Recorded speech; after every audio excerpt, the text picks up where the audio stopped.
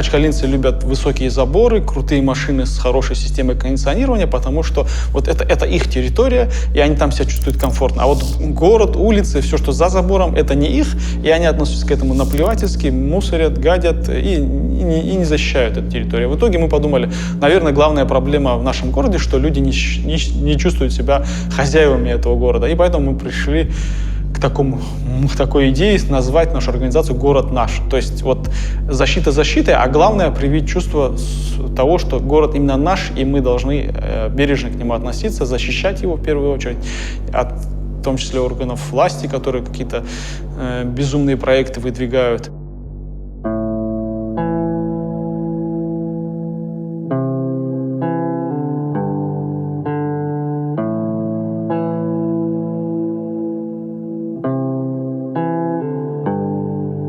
Этот парк – это такая вот часть Махачкалы, старой Махачкалы именно, да, еще дореволюционной. Несколько лет назад здесь решили построить, вот как раз приблизительно на том месте, где мы стоим, решили построить парк «Россия. Моя история», да, вот, который теперь строится у нас везде по стране, в которых вот как бы единственная верная, правильная, отражена правильная точка зрения на историю, как некоторым кажется. И тогда очень разные люди объединились и встали на защиту этого парка, и в итоге здесь ничего не построили.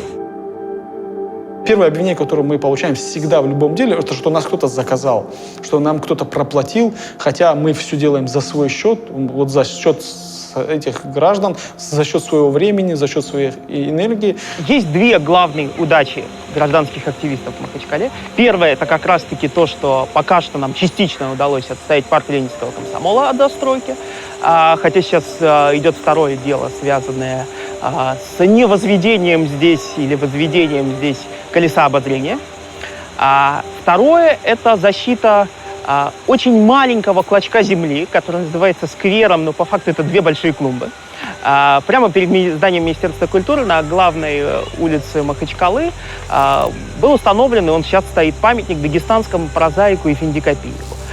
И при одном из мэров Махачкалы этот клочок земли был отдан под застройку жене бывшего водителя мэра. Там должны были построить торговый центр. В итоге горожане объединились, и все закончилось хорошо, потому что через суд удалось этот участок вернуть городу.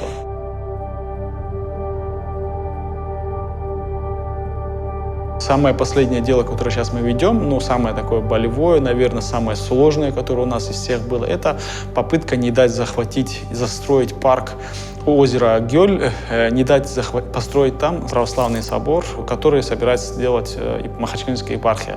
Но это действительно самое сложное дело, потому что такого серьезного, скажем так, оппонента, как РПЦ, у нас еще не было. И вот ее серьезность чувствуется буквально во всем. Нам суды практически во всем отказывают. Предпоследний раз нам отказали с мотивировкой, что парк принадлежит администрации города, и, соответственно, а вы тут никто, и ваши права не затрагиваются. Тут нет такой речи, что мы против строительства собора. Нет, это как бы неправильно.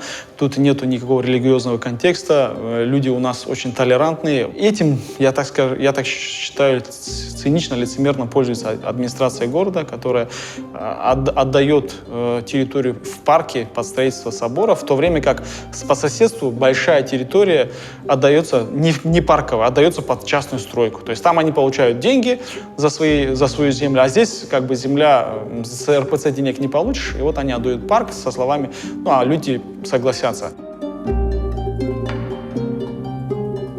Махачкала – это город достаточно с большим количеством населения. Но это население сформировалось в последние 20 лет в результате миграции из сел Дагестана. И поэтому достаточно большое количество горожан, людей, живущих в Махачкале, это горожане в первом, может быть, во втором поколении. И они, не совсем понимают вообще, что такое город, многие из них, что здесь несколько иные правила, нежели в сельской местности. Это касается в том числе и дагестанских политиков. Всегда найдутся люди, к которым ты относишься хорошо, которые относятся к тебе хорошо, которые могут тебе позвонить и сказать, вот ты знаешь, вот давай вы не будете заниматься вот этой темой, потому что это вот мой близкий друг, мой близкий знакомый, и, в общем-то, ты не можешь этому человеку тоже отказать. То есть скажешь что-то против строительства собора в парке, сразу там пальцем на тебя, вот, ты экстремист у нас, дорогой, ты тут...